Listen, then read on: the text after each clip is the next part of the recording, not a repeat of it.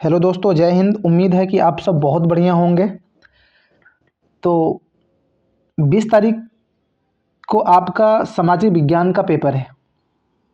तो हम दो ही क्लास आपके लिए बहुत ही बढ़िया बनाए हैं। पहला आपका है बहुविकल्पीय प्रश्न और उसके बाद जो पहला क्लास हमारा है उसमें आपके हम दो टॉपिक को हमने कवर किया है, जिसमें 60 बहुविकल्पीय प्रश्न है, उसके बाद जो है आपका लघुत्तरीय प्रश्न है। ठीक है, दो चीज़। तो ये जो 60 बहुविकल्पीय प्रश्न करवाए हैं, यहीं से आपका 20 बहुविकल्पीय फंसेगा। इससे ज़्यादा कहीं से आपका सामाजिक विज्ञान में आने ही वाला ही नहीं है। ठीक है। और लघु उत्तरीय प्रश्न जो है, लघु उत्तरीय प्रश्न इस तरीके से हम इसको कराए हैं जिसमें आपका अपने आप में बहुविकल्पीय प्रश्न भी बन जाएगा और उसी से आपका दीर्घ उत्तरीय प्रश्न भी बन जाएगा। तो कहाँ से पूछेगा? अभी तो हम ये जो दूसरा क्लास है हमारा, ये हमारा दीर्घ उत्तरीय प्रश्न का है। प्रश्न कहाँ से पूछने वाला है?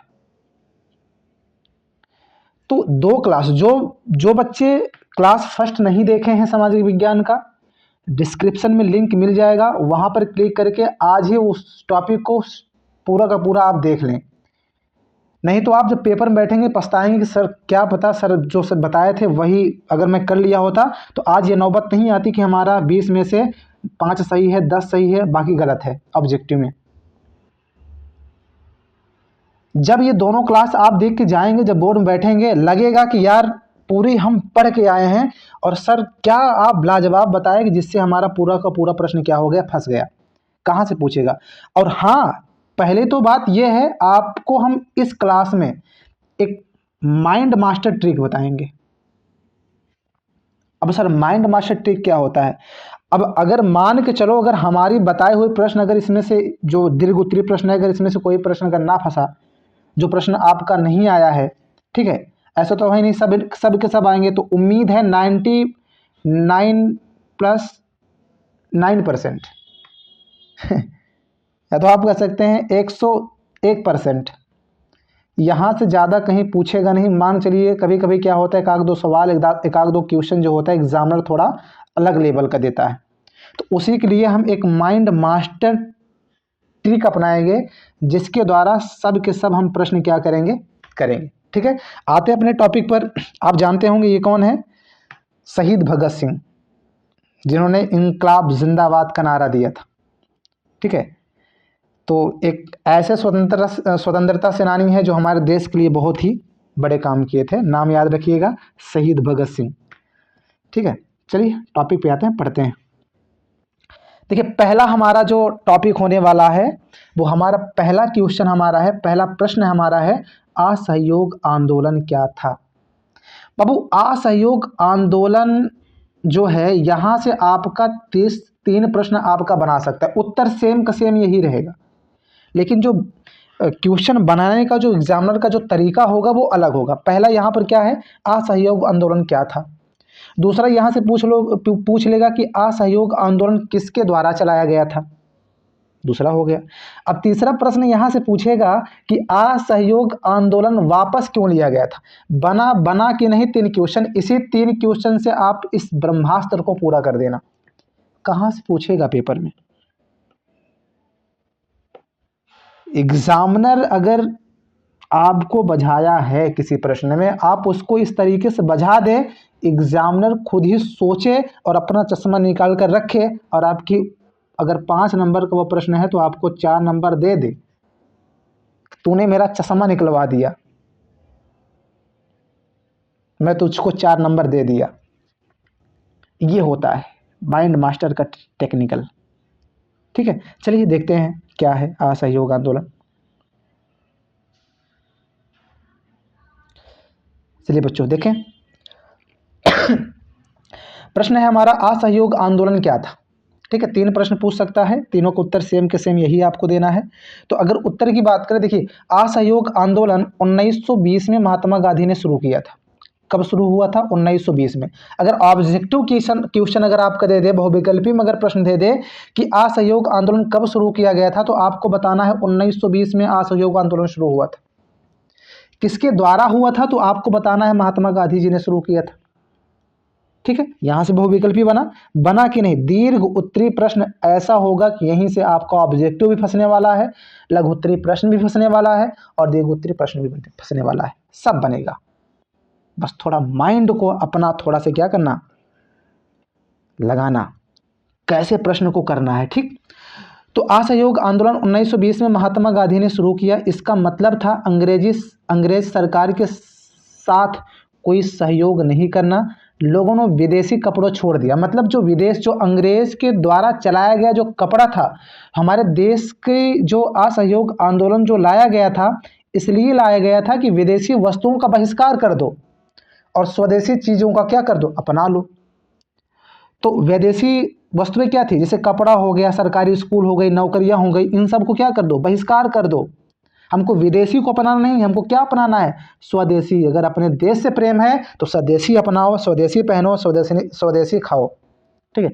अब सर यहाँ से हो सकता है कि देखिए भाई, स्वदेशी कपड़ा उस समय क्या था, खादी भंडारी का सूती कपड़ा था, और खादी भंडारी आज भी कपड़ा महंगा था, कपड़ा महंगा है, पहले कितना महंगा होगा सोचिए। अगर गांधी जी ने कहा कि स्वदेशी को छोड़ दो और वो विदेशी को छोड़ दो, सॉरी विदेशी को क्या कर दो, छोड़ दो, स्वदेशी को अपनाओ, क्या अपनाओ, स्वदेशी अपनाओ। तो स्वदेशी अपनाओ तो भारत की जनता इतनी, तो कुछ लोग, बहुत ज़्यादा लोग तो जो देश में जो लोग हैं, कुछ तो अमीर होंगे, कुछ गरीब होंगे। तो अमीर तो अपना लेंगे, पहन लेंगे कपड़ा, लेकिन गरीब क्या करेंगे। तो महात्मा गांधी जी एक ऐसे व्यक्तित्व थे, इनके माइंड में एक ऐसा व्यक्तित्व था, जब ये देखे कि इस देश के जो गरीब लोग हैं वो तो सूती भंडारी कपड़ा पहन नहीं सकते, तो उनके लिए क्या किए, वो खुद ही बोले कि जीवन में एक ही कपड़े में अपना गुजारा करूंगा। ये थी व्यक्तित्व वाला सोच, मास्टर माइंड वाला सोच। ठीक है, तो क्या करना है आपको,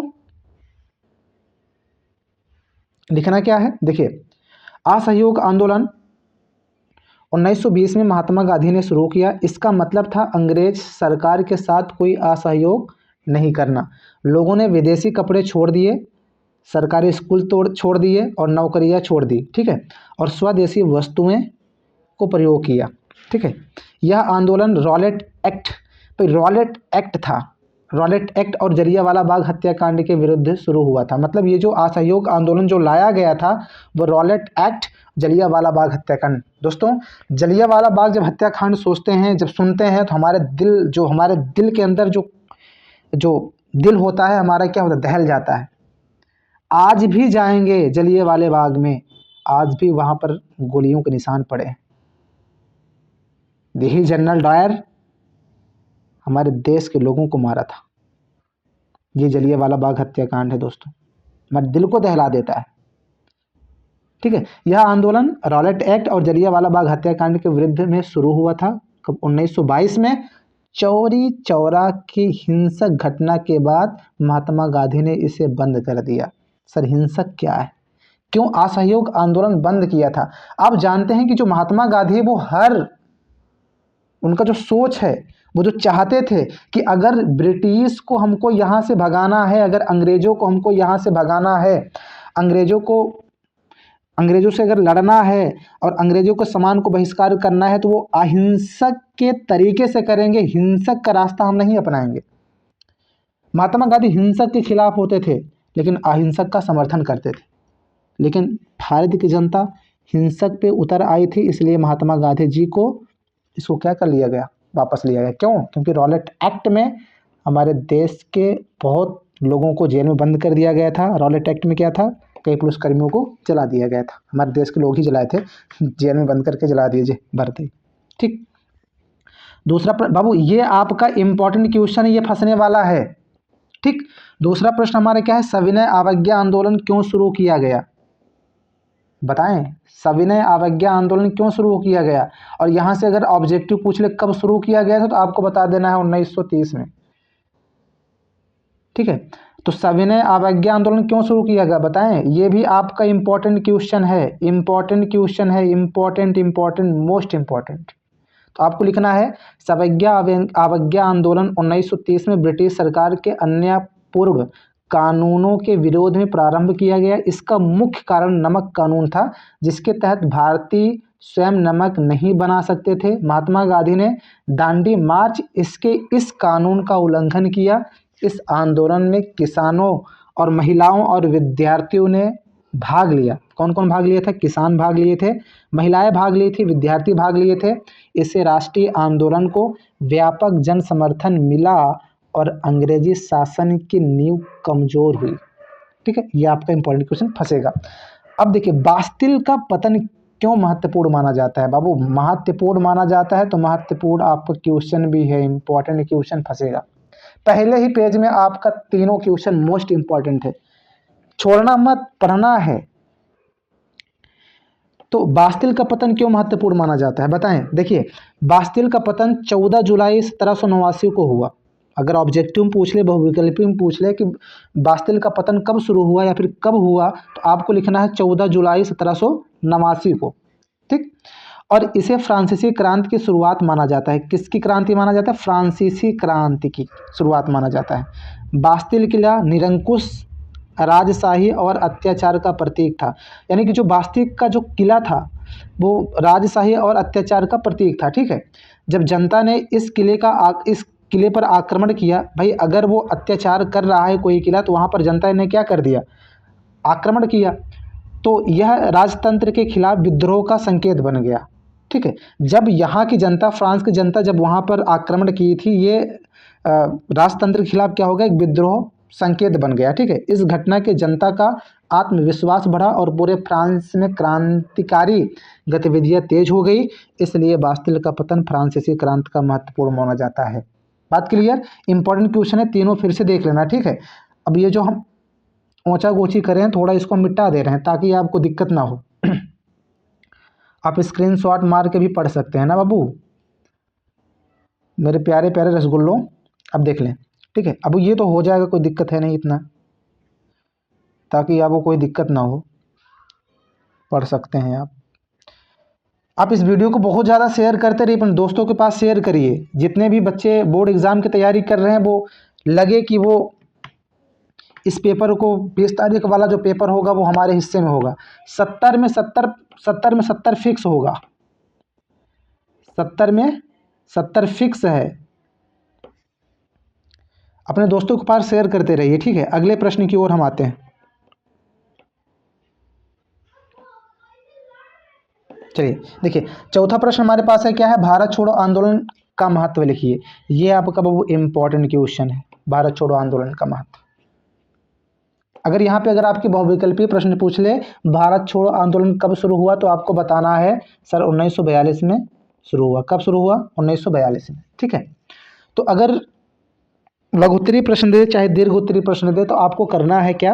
भारत छोड़ो आंदोलन 1942 में शुरू हुआ, जिसके उद्देश्य अंग्रेजों को भारत छोड़ने के लिए मजबूर करना पड़ा। मतलब हमारे भारत के लोग ये चाहते थे कि जो अंग्रेज है इनको यहाँ से भगा दिया जाए। ठीक है, अगर आप भगा नहीं सकते, इसलिए महात्मा गांधी जी ने एक नारा दिया था, करो या मरो का। तभी दिए जब ये आंदोलन क्या महत्वपूर्ण, जब ये आंदोलन बना भारत छोड़ो आंदोलन, तो यहीं पर महात्मा गांधी ने एक नारा दिया, करो या मरो, अगर कर नहीं सकते तो मर जाओ। ठीक है, तो जिसे महात्मा गांधी ने दिया, अद्यपि आंदोलन को दबा दिया गया। मतलब ये जो आंदोलन जो लाया गया था उसको क्या कर दिया गया था? उसी पर दबा दिया गया था। फिर भी इसने जनता में स्वतंत्रता की तीव्र इच्छा पैदा हुई। मतलब हम जब ये आंदोलन लाया गया था, हमारे देश की जो जनता थी वो क्या हुई? एकदम देश के ऊपर क्या कर दी? निछावर कर दी, ताकि हम देश के ऊपर डिपेंड रहेंगे, देश के लिए लड़ेंगे, देश के लिए मरेंगे, करो या मरो का नारा महात्मा गांधी जी ने दे दिया। ठीक है, इस आंदोलन से यह स्पष्ट हो गया कि अंग्रेजों का शासन अधिक समय तक नहीं चल सकता। सही बात है, 1942 में ये भारत छोड़ो का प्रस्ताव आया और 1947 में हमारा देश आजाद हो गया।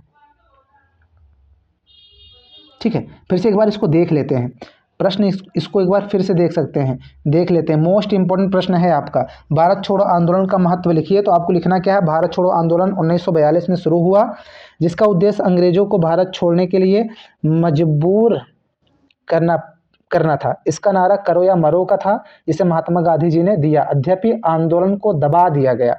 ठीक है, फिर भी इसने जनता में स्वतंत्रता की तीव्र इच्छा पैदा की। इस आंदोलन से यह स्पष्ट हो गया कि अंग्रेजों का शासन अधिक समय तक नहीं चल सकता। इंपॉर्टेंट क्वेश्चन है आपका, इसको आप देख लीजिएगा। 5वां प्रश्न हमारा क्या है, फ्रांसीसी क्रांति के कारण लिखिए। ये भी आपका इंपॉर्टेंट क्वेश्चन है, फ्रांसीसी क्रांति के कारण लिखिए। देखिए अगर हम फ्रांस की बात करें, फ्रांस में 3 वर्ग के लोग बटे हुए थे। कितने वर्ग के लोग बटे थे? 3 वर्ग के लोग। एक देखो ये आपका फर्स्ट हो गया, सेकंड हो गया और थर्ड हो गया, ठीक। देखिए यहाँ पे क्या थे, जो आप देखो इसको हम लेफ्टी साइड बोलते हैं, इसको हम राइटी साइड बोलते हैं। तो लेफ्टी, कभी कभी प्रश्न पूछ लेता है कि लेफ्टी साइड में कौन रहता है, तो फ्रांस के लेफ्टी साइड में कौन रहता है, तो लेफ्टी साइड में फ्रांस की जनता रहती है। कौन रहता है? जनता। और यहाँ पर बीच में कौन रहता है? जैसे पादरी लोग हो गए। कौन हो गए? पादरी लोग, ठीक है। और यहाँ पर कौन? कुलीन हो गए, जैसे कुलीन वर्ग हो गए, ठीक है। और राजा रजवाड़े हो गए, ये सब होते हैं। अब यहाँ पर क्या था कि फ्रांस की जनता जो 3 हिस्सों में बांटा गया था, बांटा इसलिए गया था कि जो टैक्स लगता था, कर, जिसको हम कर बोलते हैं, तो कर सिर्फ और सिर्फ फ्रांस की जनता के लिए लगता था, लेफ्टी साइड वालों के लिए लगता था बस। ना तो पादरी लोग देते थे, ना तो कुलीन वर्ग के लोग देते थे, ना तो राजा लोग देते थे। जो टैक्स जिसके लिए लगाया जाता था वो किसके लिए? जनता। इसलिए जो फ्रांस की जनता थी वो जो है कोई भी कारोबार कर नहीं सकती थी। भाई अगर उसको विदेश में कारोबार करना है, किसी देश में कारोबार करना है, तो उसके लिए टैक्स तो हटना चाहिए। लेकिन ये जो टैक्स लगाया दिया था, किसके ऊपर लगाया था? जनता के ऊपर। जनता इससे पीड़ित थी, किसको हमको हटाना है, तो एक टेनिस कोड था, ठीक है। तो फ्रांस की देखो, अगर यहाँ पर कोई अगर इसका उल्लंघन करता था पादरी में, कुलीन वर्ग में, तो उसको भी इसी लेफ्टी साइड में भेज दिया जाता, जाओ तो भी इसी में रहो, तुमको भी टैक्स देना पड़ेगा। तो जनता इस लुई 16वां, फ्रांस का जनता राजा कौन था? लुई 16वां। कौन था? लुई 16वां। तो फ्रांस की जनता जो लेफ्टी साइड की थी वो लुई 16वां से क्या हो चुकी थी? ऊब चुकी थी कि भाई हमको स्वतंत्रता चाहिए, समानता चाहिए, बंधुत्व चाहिए, जो कि ये राजा हमको दे नहीं रहा है। हमारे ऊपर टैक्स लगा रहा है, लेकिन कुलीन वर्ग के लोग जो पादरी लोग हैं, इनके ऊपर टैक्स नहीं लगा रहा है। तो इसलिए फ्रांस की जनता कहाँ पे आ गई? टेनिस कोर्ट में शपथ करने के लिए। किस लिए? टेनिस कोर्ट में शपथ ग्रहण करने के लिए क्यों आई थी? क्योंकि इसको चाहिए था क्या? क्या चाहिए था? बताया ना, अभी हमने बताया आपको। दिमाग कहाँ लगाए हैं आप? तो बाबू अगर ऐसा दिमाग आपका रहेगा तो आप कुछ नहीं कर सकते पेपर में। दिमाग प्रेजेंट ऑफ माइंड रखो, प्रेजेंट ऑफ माइंड चलाओ, दिमाग इसी में लाओ। हम सबको देख रहे हैं, कौन पढ़ रहा है, कौन किसका दिमाग कहाँ चल रहा है। फ्रांस की जनता को समानता, स्वतंत्रता, बंधुत्व चाहिए था। बंधुत्व और समानता और स्वतंत्रता चाहिए था, इसलिए टेनिस कोर्ट में शपथ ग्रहण करने के लिए आए थे, ठीक है। प्रश्न देखते हैं, क्वेश्चन उत्तर देखते हैं। तो फ्रांसीसी क्रांति 1789 में हुई थी। कब हुई थी? 1789 में। अगर क्वेश्चन पूछे फ्रांसीसी क्रांति कब हुई थी, तो आपको बताना 1789 में। इसके प्रमुख कारण सामाजिक असमानता, आर्थिक संकट और निरंकुश शासन थे। फ्रांसीसी समाज 3 वर्ग में बटा था, जो हम आपको बताए 3 वर्ग में, ठीक है, जिसमें पादरी थे, पादरी लोग हो गए, कुलीन वर्ग हो गए और विशेषाधिकार प्राप्त थे, जबकि तीसरे वर्ग पर करों का भारी बोझ था। मतलब ये तीसरे वर्ग के लोग थे, जो जनता थी, इनके ऊपर क्या था? टैक्स लगाया गया था, उसकी बोझ थी उनके ऊपर, ठीक है। राज्य पर कर्ज बढ़ रहा था और राजा की नीतियाँ असफल थी। स्वतंत्रता, समानता और बंधुत्व के विचारों ने नेट क्रांति को जन्म दिया। कौन जन्म दिया था? स्वतंत्रता, समानता और बंधुत्व। इंपॉर्टेंट क्वेश्चन, इसको आप देख लें। अब देखिए अगला क्वेश्चन हमारा क्या है? अगला क्वेश्चन हमारे पास क्या है? चौरी चौरा कांड का वर्णन कीजिए।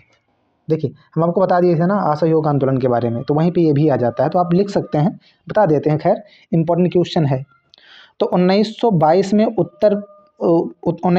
उत्तर प्रदेश के चौरी चौरा में आंदोलनकारियों ने पुलिस थाने में आग लगा दी। मतलब जब रॉलेट एक्ट जब आया था, हमारे भारतीयों को ये अंग्रेज क्या कर रहा था? जेल में बिन कानून को भेज दे रहा था, ठीक है।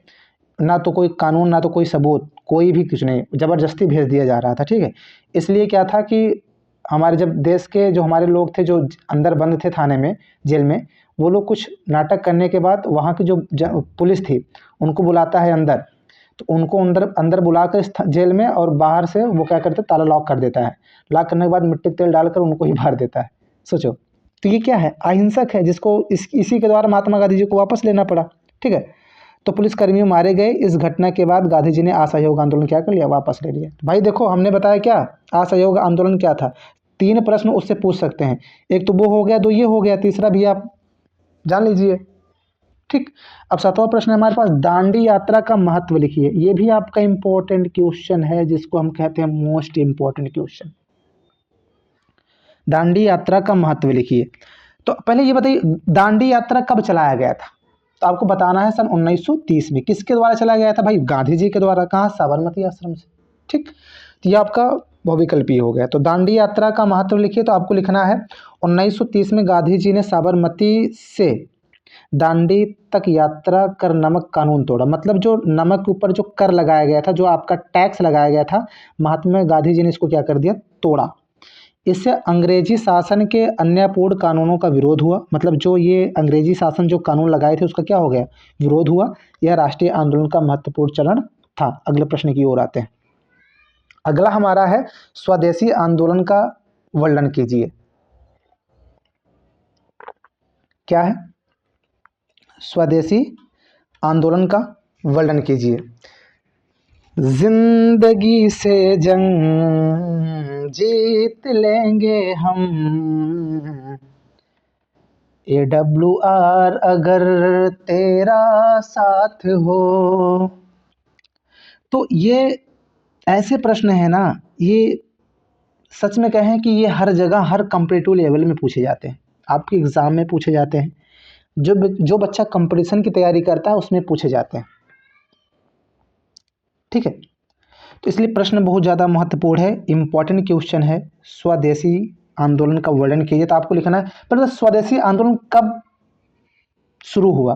तो आपको बताना है, बहुविकल्पी अगर पूछ रहे स्वदेशी आंदोलन कब शुरू हुआ था, तो आपको बताना 1905 में बंगाल विभाजन के विरोध में स्वदेशी आंदोलन शुरू हुआ था। ठीक है, देखिए, तो 1905 में बंगाल विभाजन के विरोध में स्वदेशी आंदोलन शुरू हुआ। विदेशी वस्तुओं का बहिष्कार और स्वदेशी वस्तुओं का प्रयोग बढ़ा। इससे राष्ट्रीय भावना मजबूत हुई। स्वदेशी अपना लो, विदेशी को त्याग दो, ये हमारे भारत की नीति थी। और वो भी अहिंसक के जरिए नहीं, हिंसक के जरिए नहीं, अहिंसक के जरिए। अगला प्रश्न हमारे पास है, देखिए, 9वां साइमन कमीशन का विरोध क्यों हुआ? आय है, क्या प्रश्न है, महत्वपूर्ण प्रश्न है बाबू। ये क्वेश्चन आपका किसी भी एग्ज़ाम हो, कोई भी एग्ज़ाम हो, वहाँ पर एग्ज़ाम में ये पूछता है, साइमन कमीशन। यहाँ तक अगर हम बता दें, यूपीएससी का नाम सुने हैं?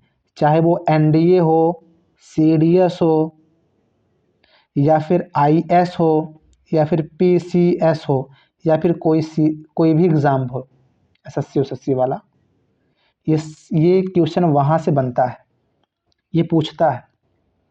सोचो, आप 10th में हैं, अभी भी यूपीएससी की तैयारी कर रहे हैं, आपके सोच पर बहुत ही ज़्यादा गर्व होता है। आप यू आर किंग, आप राजा हैं, देश के राजा हैं।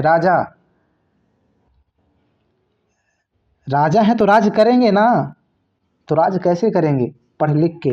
वो जो चीज़ हमको पेन सिखा सकती है, वो चीज़ हमको तलवार नहीं सिखा सकती। ठीक है, देखिए, 9वां हमारा क्या है, साइमन कमीशन का विरोध क्यों हुआ?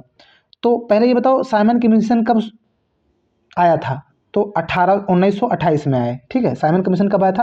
1928 में। तो आपको लिखना है 1928 में आए साइमन कमीशन में कोई भारतीय सदस्य नहीं था। मतलब जब ये कमीशन आई थी, इसमें कोई सदस्य भारतीय था ही नहीं। तो इस साइमन मिशन को एक नारा दिया गया था, जिसका नाम क्या था? गो बैक के नारे। कौन सा नारा? गो बैक के नारे। मतलब जब ये साइमन कमीशन आया तो लगता था कि हमारे देश के लिए बहुत बढ़िया होगा, लेकिन इस साइमन कमीशन में भारत का कोई सदस्य ही नहीं था। इसलिए पंडित जवाहरलाल नेहरू ने कहा कि इस कमीशन को हम नहीं मानते, ये कमीशन हमारे जूतों तलक है। जहाँ पर इसलिए नारा लगा था क्या? गो बैक के नारे। ठीक है, तो 1928 में यह साइमन कमीशन में कोई भारतीय सदस्य नहीं था, इसलिए साइमन गो बैक के नारे से इसका विरोध किया गया। गो बैक के नारे से इस साइमन कमीशन क्या किया गया? विरोध किया गया। क्यों विरोध किया गया था? क्योंकि इसमें कोई भारतीय सदस्य नहीं था। इसलिए पंडित जवाहरलाल नेहरू ने मना कर दिया कि इस नियम को मैं नहीं मानता। 10वां प्रश्न हमारे पास है, रूस की क्रांति का संक्षिप्त वर्णन कीजिए। तो रूस का क्रांति का संक्षिप्त वर्णन कीजिए। ठीक है, तो आपको लिखना क्या है, 1917 में रूस में जार के निरंकुश शासन के खिलाफ क्रांति हुई। आर्थिक संकट और युद्ध के कारण जनता असंतुष्ट थी। लेनिन के नेतृत्व में ना बोल्शेविकों ने सत्ता संभाली। मतलब जब यहाँ पे युद्ध हुआ था तो वहाँ की जो जनता थी भाई, जाहिर सी बात है किसी अगर देश में अगर युद्ध होता है तो वहाँ पर क्या आर्थिक व्यवस्था पे बहुत ज़्यादा क्या पड़ता है, संकट पड़ता है, जिससे जनता क्या होगी, असंतुष्ट तो होगी ही। लेकिन इसका नेतृत्व कौन कर रहा था, बोल्शेविकों ने इसकी सत्ता संभाली थी। ठीक है, 11वां प्रश्न हमारे पास है क्या, जर्मनी में नाजीवाद का उदय कैसे। इंपॉर्टेंट, सब इंपॉर्टेंट मैं आपको बता रहा हूँ। ठीक है, आपको लिखना है, प्रथम विश्व युद्ध के बाद जर्मनी आर्थिक संकट से गुजर रहा था। हिटलर ने राष्ट्रवाद और सैन्यवाद का प्रचार किया, लोगों ने उसका समर्थन किया और नाजी शासन स्थापित किया। कौन है हिटलर, वही हिटलर जो हमारे देश के 3000 सैनिकों को कब्जा किया था, ले लिया था, और उनको एक इसका कुछ होता नहीं था। होता क्या था पता है, इसका एक हॉल जैसा रूम था, बहुत बड़ा सा। जितने भी इसके जिसको ये लेकर आया था करता था, बंदी बनाता था, उसको इसी पर क्या कर, चेयर रहता था, उस पर बैठा देता था। ठीक है, तो दरवाजा वरवाजा सब बंद, सिर्फ एक खिड़की कांच का रहता था, और इसी पर कोई नशीली गैस छोड़ता था, और यहीं से देखता था कैसे ये लोग मर रहे हैं तड़प तड़प को, खूब हंसता था। ये हिटलर, इसी को हिटलर को तानाशाह इसीलिए कहा जाता है। तो इंग्लैंड ने जब 3000 सैनिकों को हमारे लिया था, तो ये जब भेजा कहाँ पर, जर्मनी में, तो जर्मनी में जब भेजा तो हिटलर इसको क्या कर लिया, बंदी बना लिया और उसको रूम में बैठा दिया। तो जब ये महात्मा गांधी ने सुना, सुभाष चंद्र बोस जी ने जब ये सुना, तो सुभाष चंद्र बोस ने बोला कि हम जर्मनी जाएंगे। कहाँ जाएंगे, जर्मन जाएंगे और हिटलर से बात करेंगे। हिटलर इतना खतरनाक था, इसके जैसे 3 हिटलर थे, 3 फेस के लोग थे, फर्स्ट, सेकेंड एंड थर्ड। देखो, पहला हिटलर अपने जैसा भेजता था, फिर दूसरा भी भेजता था वैसे, फिर तीसरा वो आता था।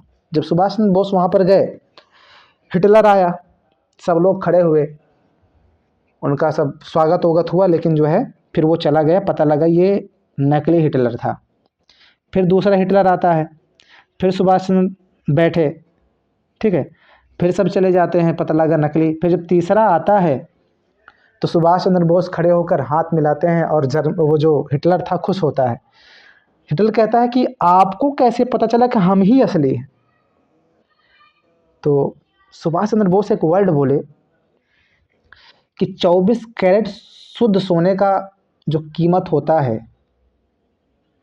वो सिर्फ एक सोनार बता सकता है। बस 24 कैरेट शुद्ध सोना सिर्फ कौन बता सकता है, सोनार बता सकता है। तो हमको कच्चा मत समझिए। तो ये बात से वो जो हिटलर था प्रभावित हुआ, बोला आप क्या चाहते हैं। और इसी बात से जो देखिए क्या नाम है इनका, सुभाष चंद्र बोस को नेताजी की उपाधि कौन दिया था पता है, सबसे पहले हिटलर ही दिया था। इसीलिए हिटलर इनको बोला कि आप नेताजी हैं, आपका जो माइंड है बहुत ही अलग है, आप क्या चाहते हैं। तो सुभाष चंद्र बोस ने बोला कि जो हमारे 3 लाख सैनिकों को जो आप बंदी बनाए हैं उनको छोड़ दीजिए। और उस वक्त हमारा अंडमान निकोबार जर्मनी कब्जा कर लिया था, हमारे पास, हमारे हाथ से अंडमान निकोबार क्या हो गया था, छिन गया था। तो कहते हैं कि हम जाकर और वहाँ पे ब्रिटेन में क्या कर देते हैं, हमला कर देते हैं। तो वो क्या बोलते हैं, हिटलर कहता है कि अगर किसी को गाड़ी चलाना आए ना और मैं दे दूँ गाड़ी चलाना, वो गाड़ी चलाएगा कि उड़ाएगा। बोले हम समझे नहीं, सुभाष चंद्र बोस बोले हम समझे नहीं। बोले कि अगर आपके जो सैनिक हैं अगर इतना ही ट्रेंड होते, इतना मजबूत होते, तो हमारी कोई औकात नहीं थी, हमारी कोई हिम्मत नहीं थी कि आपके सैनिकों को हम बंदी बना लेते। आपके सैनिकों को क्या ट्रेनिंग की ज़रूरत है, आप जाए ट्रेनिंग दिलाइए। तो ये भेजा ट्रेनिंग के लिए।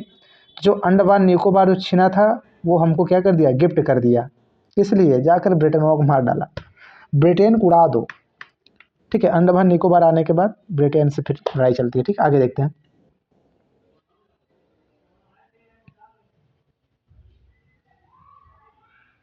देखें,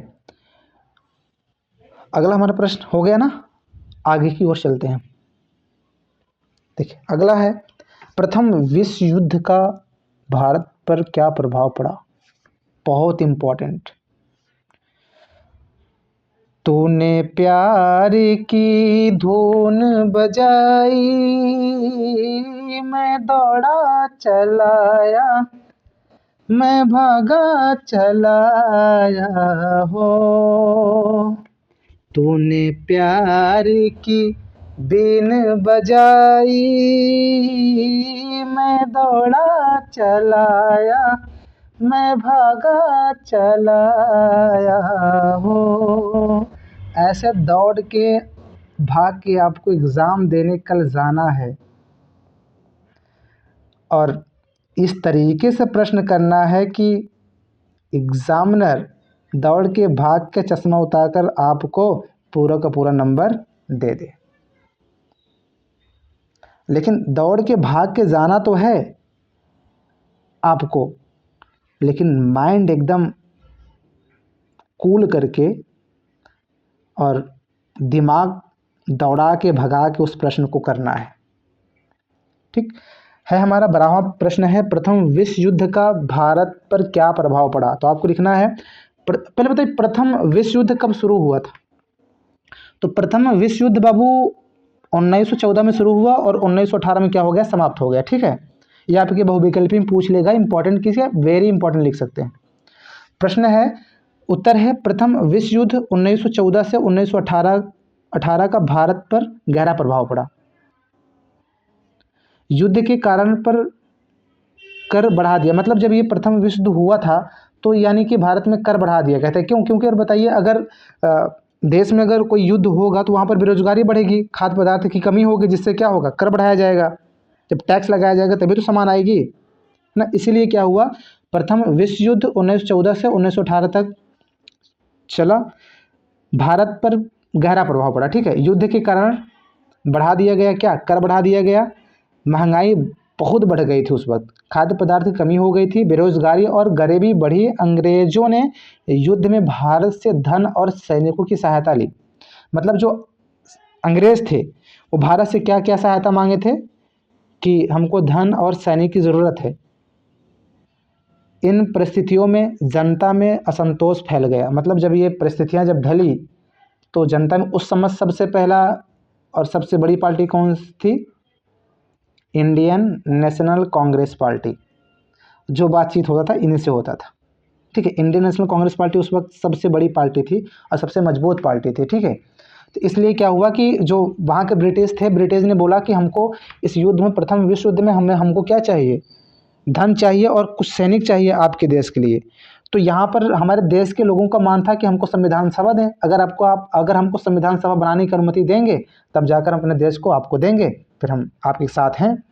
तो ये तो संविधान बनाने का अनुमति दे दिया, लेकिन बोल दिया कि हम आपको संविधान बनाने का अनुमति तो देंगे, लेकिन जो आपके देश की जो क्या सैन्य व्यवस्था होगा, जो डिफेंस होगी, वो सब के सब हमारे अंडर में होगी, बाकी आप सब ले लीजिए। बताइए, एक देश सिर्फ सैनिकों से मजबूत होता है, और अगर सैनिक किसी के अंडर में काम करें देश तो कमज़ोर हो जाएगा, है ना।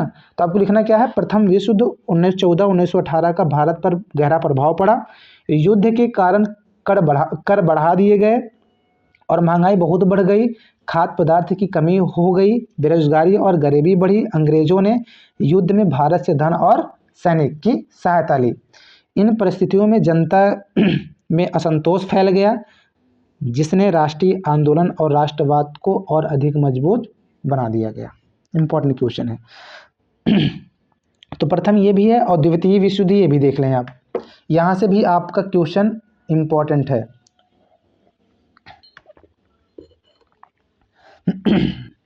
जितने भी क्वेश्चन है सारे के सारे क्या है, इंपॉर्टेंट है। 13वां प्रश्न है हमारे पर, द्वितीय विश्व युद्ध का वर्णन कीजिए। तो आपको लिखना, अच्छा बताइए द्वितीय विश्व युद्ध कब शुरू हुआ था। तो 1939 में शुरू हुआ था और 1945 तक समाप्त हो गया था। ठीक है, 1939 से 1945 तक चला था बस। तो द्वितीय विश्व युद्ध 1939 से 1945 तक चला। इसकी शुरुआत जर्मनी के नेता क्या है, एडोल्फ हिटलर, ठीक, द्वारा पोलैंड पर आक्रमण से हुई। इस युद्ध में दो गुट थे। पहला था क्या, मित्र राष्ट्र, मतलब जब ये युद्ध द्वितीय विश्व जब हुआ था यहाँ पर दो ही गुट थे, दो पार्टी थी। पहला था आपका मित्र राष्ट्र और दूसरा आपका क्या था, ध्रुवीय राष्ट्र। तो मित्र राष्ट्र में कौन कौन थे, ब्रिटेन, फ्रांस और सोवियत संघ थी और अमेरिका थी। और ध्रुवीय राष्ट्र में कौन कौन था, जर्मनी थी, इटली थी, जापान थी। ठीक, तो युद्ध में भारी जन धन की हानि हुई, मतलब जन धन की इस युद्ध में क्या हुई थी, बहुत ज़्यादा हानि हुई थी। 1945 में अमेरिका ने जापान के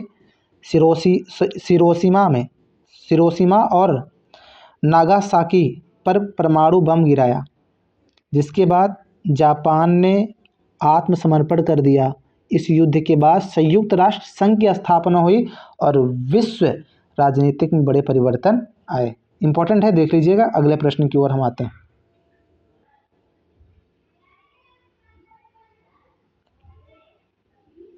देखिए, भारत में राष्ट्रवाद के उदय का उल्लेख कीजिए। अगला प्रश्न है हमारे पास, क्या है, भारत में राष्ट्रवाद के उदय का उल्लेख कीजिए। बाबू इंपॉर्टेंट क्वेश्चन है, क्या है, इंपॉर्टेंट क्वेश्चन। लिखना है क्या है, भारत में राष्ट्रवाद का उदय ब्रिटिश शासन के अत्याचारों के कारण हुआ।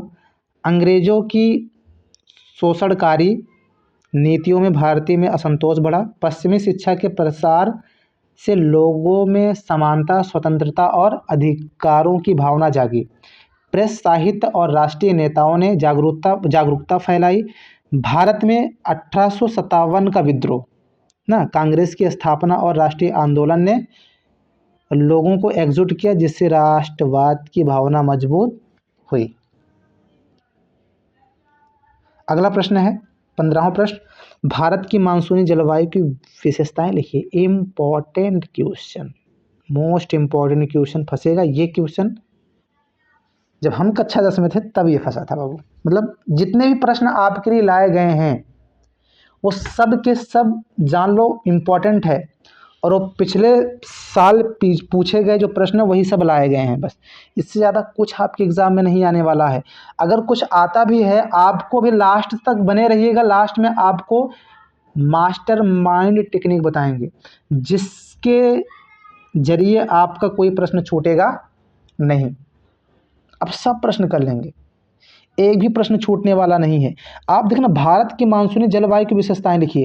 तो जलवायु की विशेषताएं, आपने माइंड को प्रेस करिए ना, माइंड को लाइए ना, कैसे करना है, माइंड दौड़ाइए। जहां जलवायु जाए वहीं पर माइंड को कूदा दीजिए। तुम मत कूदना, पता लग पौड़किए ना, कूद गए तुम वैसे भी मछली की तरह उड़ जाओगे। ठीक है, माइंड को कूदाओ, तुम कूद जाओगे दिक्कत हो जाएगा, तो फिर पेपर गए बेटा काम से बाबू। ठीक, तो भारत की मानसूनी जलवायु की विशेषताएं लिखिए। लिखना क्या है, भारत की जलवायु मानसूनी है। यह वर्षा मुख्यतः दक्षिण पश्चिमी मानसूनी में जून से सितंबर तक होती है। देखिए, इसे ज़रा नोटिस करिए। अच्छा, भारत में ठंडी क्यों पड़ती है, गर्मी क्यों पड़ती है? देखिए, विश्व की दृष्टि से अपना जो भारत है, विश्व की दृष्टि से जो अपना भारत है वो क्या है,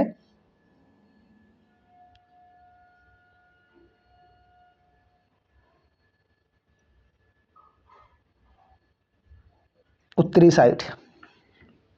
क्या होता है, जो सूर्य होता है,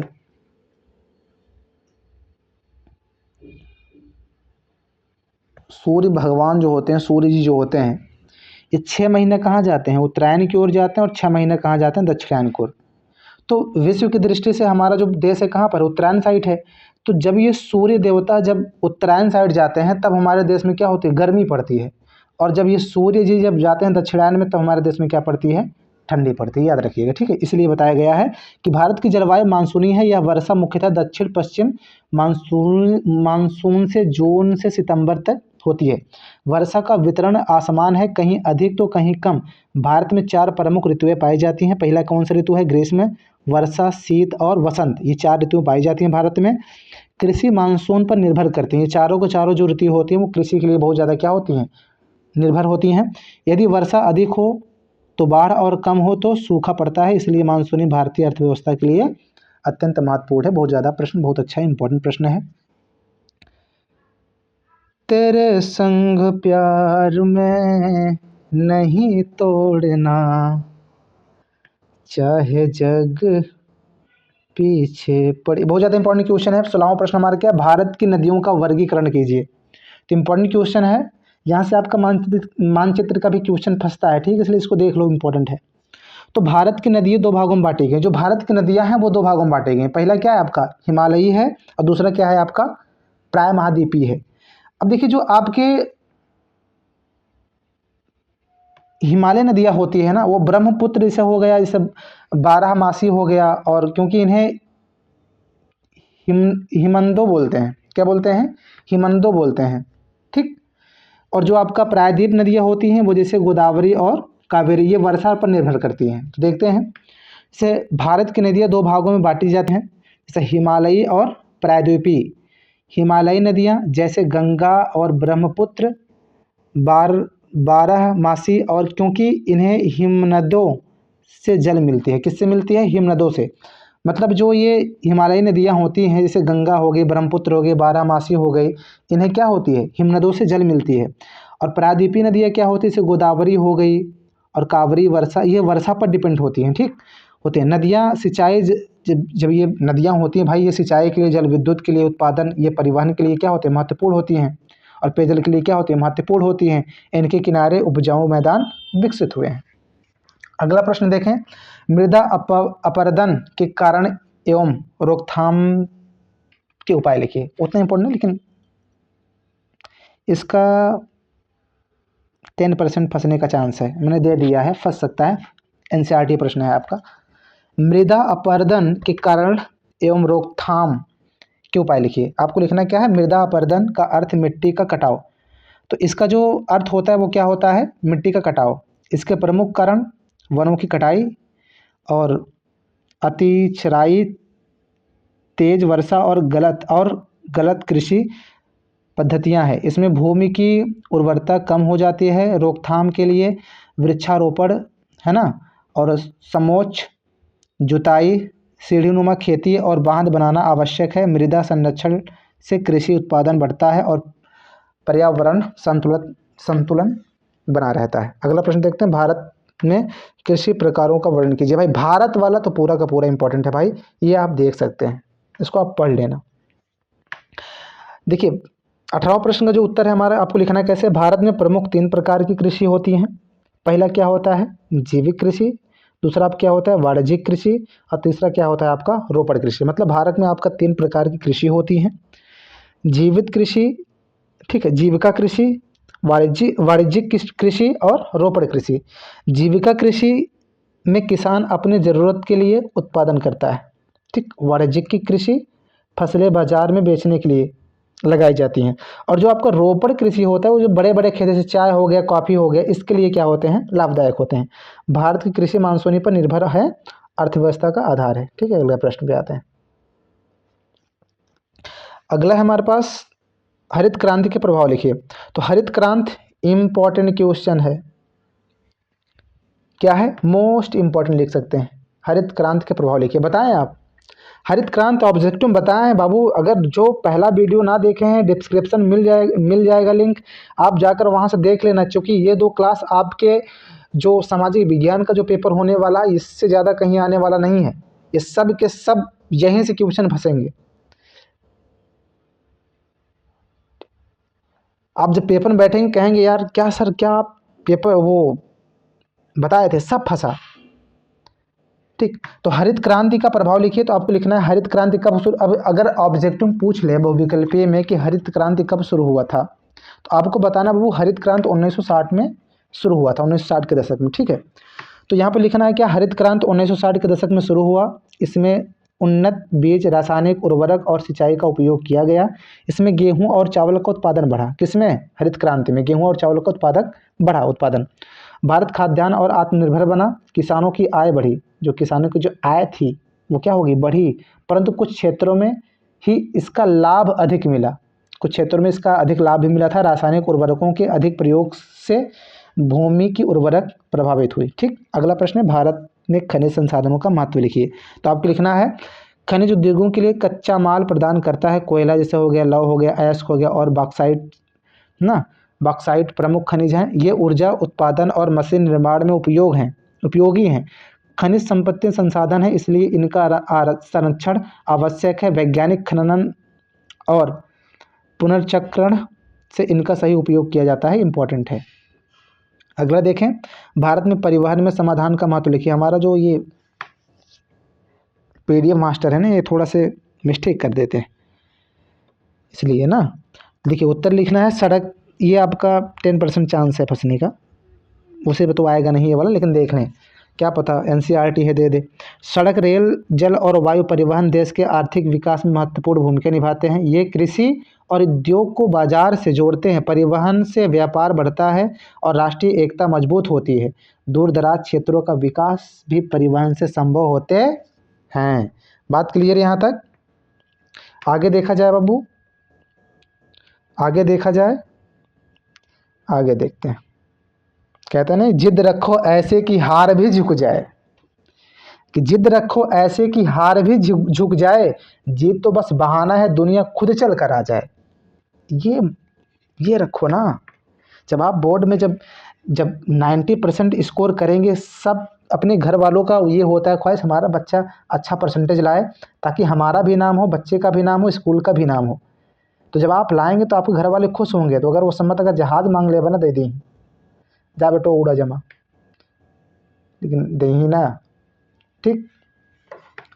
तो उसके बाद 90% अगर आप लाएंगे, सोचो क्या खुशी होगी, घर वालों को भी, स्कूल को भी, आप पे भी, ठीक। ये सब दुनिया कहेगी भैया इनका 90% है। जब जानते हैं अगर आप 10th में तैयारी कर रहे हैं तो आपका पड़ोसी भी 10th में है कि नहीं?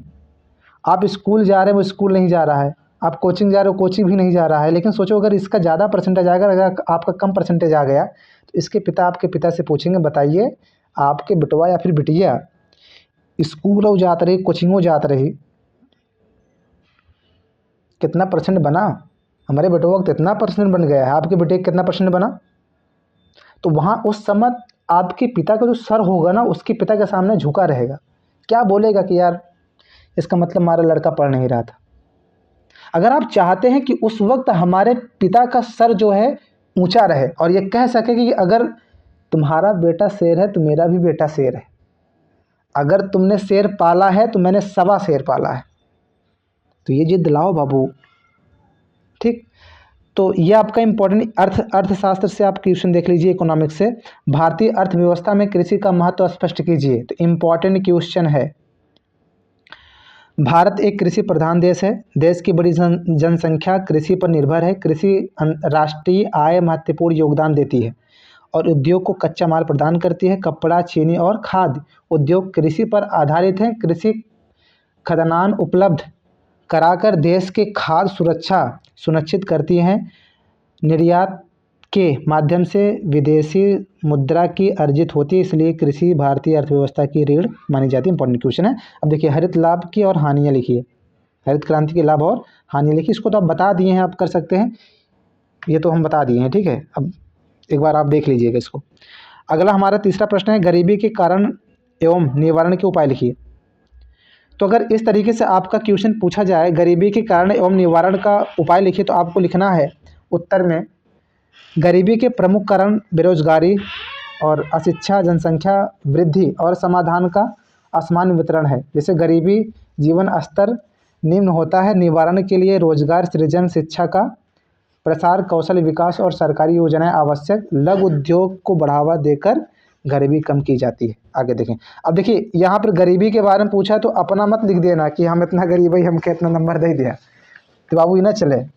ये काम मत करना कि एक हमारे ऐसे फ्रेंड थे कि उनको मतलब, तो जो है उनका नाम सत्यम भाई था। अब उनका 10th का पेपर था। अब वो जो है जब पेपर देने गए, तो ये जान लीजिए कि क्लास में सबसे ज़्यादा परसेंटेज लाए थे। कितना पता है? 88%। कैसे आया था वो देखें। ये जब जाते हैं, अब पढ़े थे नहीं, अब वहाँ पर लिखते हैं कि जो है कि सर मुझे कैंसर की बीमारी हुई थी और डॉक्टर बोला है कि मैं 3 महीने के बाद ख़त्म हो जाऊँगा, तो मेरी आखिरी इच्छा है कि आप मुझे पास कर दें, ताकि मरते मरते हमको ये रहेगा कि सर जी हमको पास कर दिए थे, ठीक।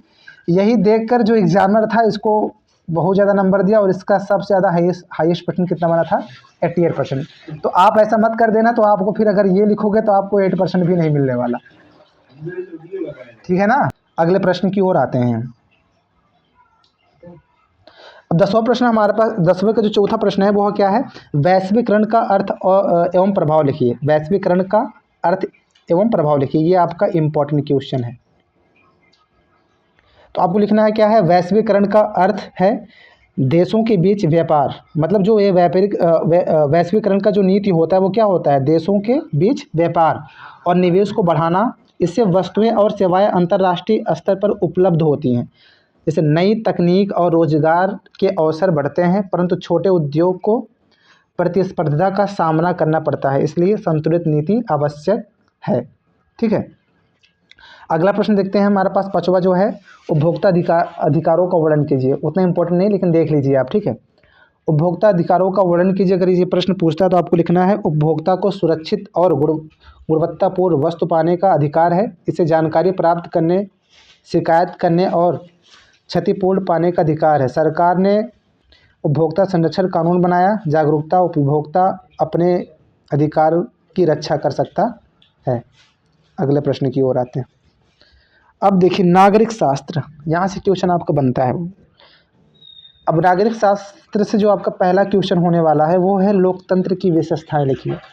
अब बताएं क्या है लोकतंत्र, किसको कहते हैं लोकतंत्र, क्या आप लोकतंत्र हैं। देखिए हर एक देश का अपना अपना क्या होता है, एक कानून व्यवस्था होता है। जैसे हमारा जो भारत देश है वो क्या है, लोकतांत्रिक देश है, और चाइना हो गया, उत्तर कोरिया हो गया, क्या हो गया, गैर लोकतांत्रिक है। तो लोकतांत्रिक का मतलब होता है कि जहाँ पर अनेक क्या हो, राजनीतिक दल हो, उसका एक अपना संविधान हो, जिसमें ये जनता को ये अधिकार हो कि जिसको चाहे उसको क्या कर सकते हैं, वोट दे सकते हैं, उसको चाहे उसको आप प्रधानमंत्री बना सकते हैं। ये जनता को अधिकार हो, मतदान का अधिकार हो कि हम स्वतंत्र और निष्पक्ष तरीके से किसी को भी हम चुन सकते हैं। क्या गैर लोकतांत्रिक में ऐसा होता है क्या, गैर लोकतांत्रिक में आपका ऐसा नहीं होता। जैसे अगर चाइना में आप जाएंगे तो उत्तर कोरिया में अगर आप जाएंगे, उत्तर कोरिया में सिर्फ एक ही किंग है, किंग जॉन जो होता है वो उसी को चुनेंगी जनता, चाहे वो बुरा करे चाहे वो भला करे, क्योंकि वहाँ पर एक ही राजनीतिक दल है। तो जिस देश में अनेक राजनीतिक दल होता है तो वहाँ पर जो जनता होता है वो क्या होता है, निष्पक्ष और स्वतंत्र होता है, ठीक है। और कानून का शासन होता है, जिसके द्वारा जनता सरकार बना सकती है, और जो सरकार बनाता है वही किंग होता है। तो इस देश की जनता क्या है, राजा है। आप राजा हैं, लेकिन यहाँ पर उल्टा होता है, राजा पैदल और जो उसका सेवक होता है सेनापति वो कैसे चलता है, एसी में गाड़ी में चलता है। तो लोकतंत्र की विशेषताएं लिखिए, इंपॉर्टेंट क्वेश्चन। अगर ये क्वेश्चन पूछे तो आपको लिखना है, लोकतंत्र ऐसी शासन व्यवस्था है जिसमें जनता अपने प्रतिनिधि चुने, मतलब किसी को भी चुने, किसी भी दल को। इससे समानता, स्वतंत्रता और न्याय के सिद्धांत होते हैं। कानून का शासन होता है, नागरिकों का मतदान का अधिकार मिलता है। लोकतंत्र में सरकार जनता के प्रति उत्तरदायी होती है, जैसे मैंने आपको ये बता दिया। दूसरा आपका इंपॉर्टेंट है, लोकतंत्र के गुण एवं दोष लिखिए। तो आपको लिखना क्या है, तो लोकतंत्र के गुण और दोष, आप हेडिंग लिख देना इसको। लिखना क्या है, लोकतंत्र के गुण हैं जनता की भागीदारी, समान अधिकार और पारदर्शिता, दोषों में निर्णय लेने में देर और राजनीतिक स्थिरता शामिल है। फिर भी लोकतंत्र अन्य व्यवस्थाओं से श्रेष्ठ माना जाता है। अगला प्रश्न है, भारत संविधान की विशेषताएं लिखिए। बताइए भारत का संविधान क्या है, क्या एक देश का अपना एक संविधान होना चाहिए, अपने देश का संविधान है। तो भारत का संविधान किस पर आधारित है, संविधानवाद पर आधारित। संविधानवाद का मतलब ये होता है जहाँ पर एक क्या हो, जिसमें मौलिक अधिकार मिले और देश जनता को ये स्वतंत्रता हो कि जो न्यायपालिका जो न्याय करेंगे वो क्या करेंगे, समान रूप से करेंगे, है ना। तो लिखना क्या है, भारतीय संविधान विश्व का विस्तृत संविधान है। इसमें संघीय व्यवस्था, संसदीय शासन और मौलिक अधिकार दिए गए हैं। यह सभी नागरिकों का समान अधिकार प्रदान करता है। संविधान देश का सर्वोच्च कानून होता है। अगले प्रश्न की ओर, मौलिक अधिकार महत्व लिखिए। ये भी आपका इंपॉर्टेंट क्वेश्चन है। मौलिक जितना भी इंपॉर्टेंट है वो सब हम करा दे रहे हैं, ठीक। इससे ज़्यादा हटकर आपको कोई भी आपका क्वेश्चन नहीं आएगा। है ना। तो ये आप एक बार ज़रूर देख लें, जो अगर पहला वीडियो नहीं देखे वो जाकर डिस्क्रिप्शन में लिंक मिल जाएगा, वो जाकर वहाँ से देख सकते हैं। यहीं से आपका क्वेश्चन फंसने वाला है, इससे ज़्यादा कहीं से आने वाला नहीं है। तो मौलिक अधिकार का महत्व लिखिए, आपको लिखना है मौलिक अधिकार नागरिक की स्वतंत्रता की रक्षा है करते हैं। इनसे समानता, स्वतंत्रता और धार्मिक स्वतंत्रता शामिल है। ये अधिकार नागरिकों को न्यायालय से जाने का अधिकार देते हैं, इससे लोकतंत्र मजबूत होता है। तो मान चलिए अगर आपके साथ समानता का अधिकार नहीं मिल रहा है, लोकतंत्र नहीं मिल रहा है, आपकी धार्मिक चीज़ों पर अगर कुछ कोई प्रदर्शन हो रहा है, कुछ गलत हो रहा है, तो आप जाकर कहाँ पर डायरेक्ट हाई कोर्ट या फिर सुप्रीम कोर्ट अपना ये चीज़ समस्याएं बता सकते हैं, जिससे खुद ही सर्वोच्च न्यायालय क्या लेगा, उसको संज्ञान में लेगा। ठीक, ये होता है मौलिक अधिकार। अगला है संघीय शासन व्यवस्था। ये मुश्किल है पूछना, ये तो उतना इंपॉर्टेंट नहीं, इसको मत देखो, लेकिन देख लेना आप। 11वां है उदारीकरण, निजीकरण एवं वैश्वीकरण, जिसको हम कहते हैं एलपीजी नीति। जिसको क्या कहते हैं हम, एलपीजी नीति का भारतीय अर्थव्यवस्था पर प्रभाव स्पष्ट कीजिए। ये आपका इंपॉर्टेंट क्वेश्चन, ये देख लें। लिखना क्या है, 1991 में भारत ने नई आर्थिक नीति अपनाई, जिससे उदारीकरण, निजीकरण और वैश्वीकरण कहा जाता है। उदारीकरण से सरकारी नियंत्रण कम हुए, निजीकरण से निजी क्षेत्र की भागीदार बढ़ी और वैश्वीकरण से विदेशी निवेश आए। इससे औद्योगिक में प्रतिस्पर्धा बढ़ी, नई तकनीक आए और रोजगार के अवसर बढ़े। विदेशी कंपनियों के आने से उपभोक्ताओं का बेहतर वस्तुएं मिली, परंतु छोटे उद्योग को कठिन प्रतिस्पर्धा का सामना करना पड़ा। आर्थिक समानता भी कुछ हदों तक बढ़ी, इसलिए इन नीतियों का लाभ साथ संतुलन विकास आवश्यक है।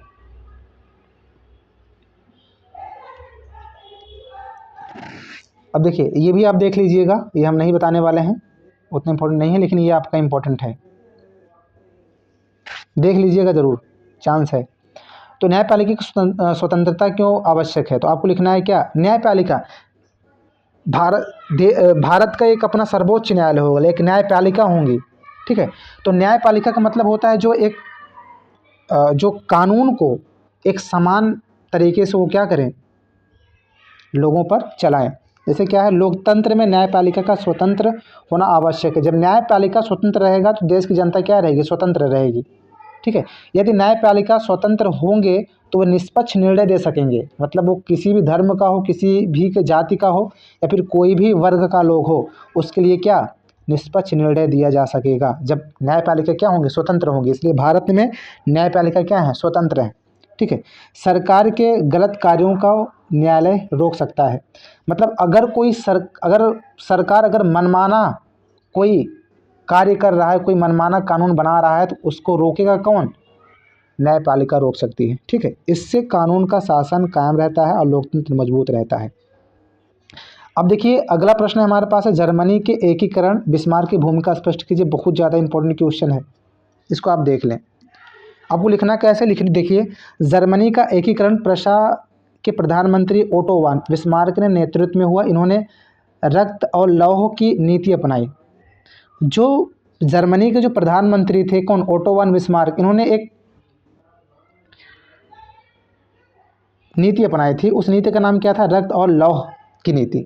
ठीक है, डेनमार्क, ऑस्ट्रिया और फ्रांस के विरुद्ध युद्ध का जर्मन राज्यों को एक किया। 1771 में जर्मनी का एकीकरण पूरा हुआ। विलियम प्रथम सम्राट बने। बिस्मार्क की कूटनीति और सैन्य शक्ति ने राष्ट्रवाद को साकार रूप दे दिया। अगले प्रश्न की ओर आते हैं। अगला प्रश्न यही लास्ट है आपका, इसके बाद आपका चैप्टर समाप्त होता है और यहीं से आप पढ़ लीजिएगा। आपका है औद्योगिक क्रांति के कारण और प्रभाव लिखिए। इंपॉर्टेंट क्वेश्चन है।